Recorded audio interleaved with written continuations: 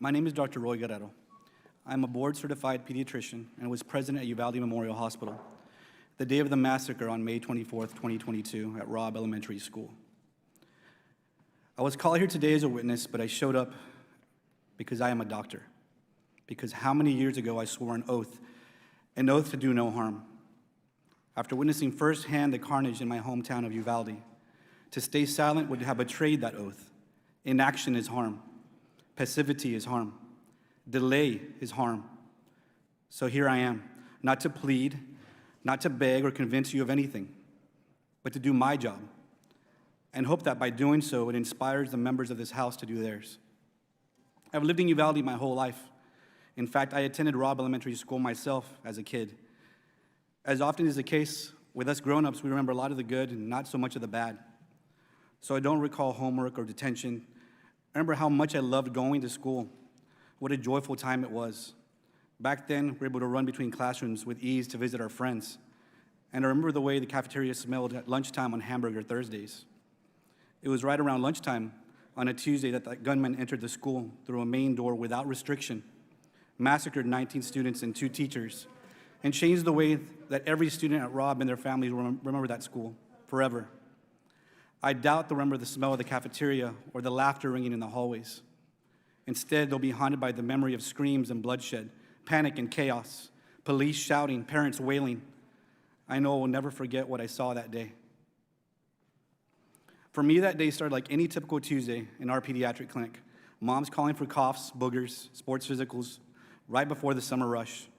School was out in 2 days. Then summer camps would guarantee some grazes and ankle sprains, injuries that could be patched up and fixed with a Mickey Mouse sticker as a reward. Then at 12:30, business as usual stopped, and with it, my heart. A colleague from a San Antonio trauma center texted me and said, "Why are pediatric surgeons and anesthesiologists on call for a mass shooting in Uvalde?" I raced to the hospital to find parents outside yelling children's names in desperation and sobbing as they begged for any news related to their child.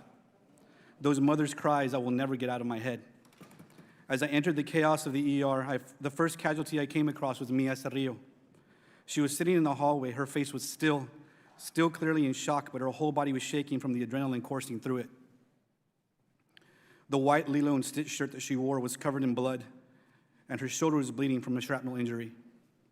Sweet Mia, I've known her my whole life. As a baby, she survived major liver surgeries against all odds. And once again, she's here as a survivor, inspiring us with her story today and her bravery. When I saw Mia sitting there, I remembered having seen her parents outside. So after quickly examining 2 other patients of mine in the hallway with minor injuries, I raced outside to let them know that Mia was alive. I wasn't ready for their next urgent and desperate question. Where's Elena? Elena is Mia's 8-year-old sister, who was also at Robb at the time of the shooting. I had heard from some of the nurses that there were 2 dead children who had been moved to the surgical area of the hospital.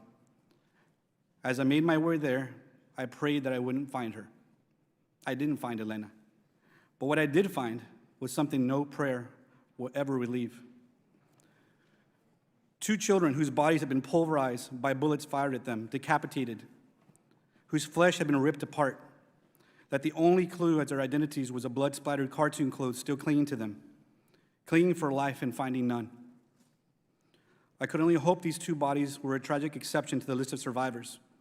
But as I waited there with my fellow Uvalde doctors, nurses, first responders, and hospital staff for other casualties we hoped to save, they never arrived.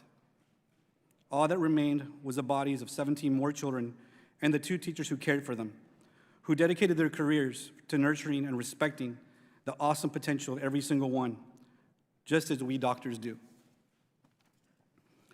I'll tell you why I became a pediatrician, because I knew that children were the best patients. They accept the situation as it's explained to them. You don't have to coax them into changing their lifestyles in order to get better or plead them to modify their behavior as you do with adults. No matter how hard you try to help an adult, their path to healing is always determined by how willing they are to take action. Adults are stubborn.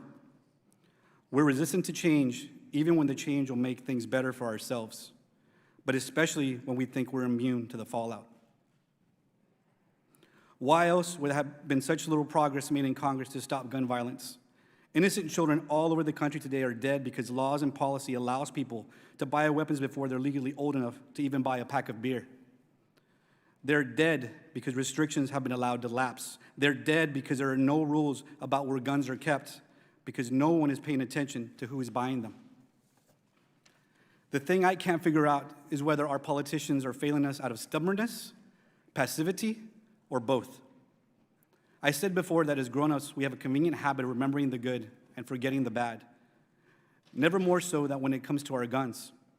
Once the blood is rinsed away from the bodies of our loved ones and scrubbed off the floors of the schools and supermarkets and churches, the carnage from each scene is erased from our collective conscience, and we return again to nostalgia, to the rose-tinted view of our Second Amendment as a perfect instrument of American life, no matter how many lives are lost.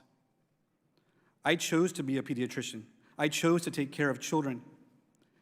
Keeping them safe from preventable diseases, I can do. Keeping them safe from bacteria and brittle bones, I can do. But making sure our children are safe from guns, that's the job of our politicians and leaders. In this case, you are the doctors, and our country is the patient. We are lying on the operating table, riddled with bullets like the children of Robb Elementary and so many other schools. We are bleeding out, and you are not there. My oath as a doctor means that I signed up to save lives. I do my job. And I guess it turns out that I am here to plead, to beg, to please, please do yours.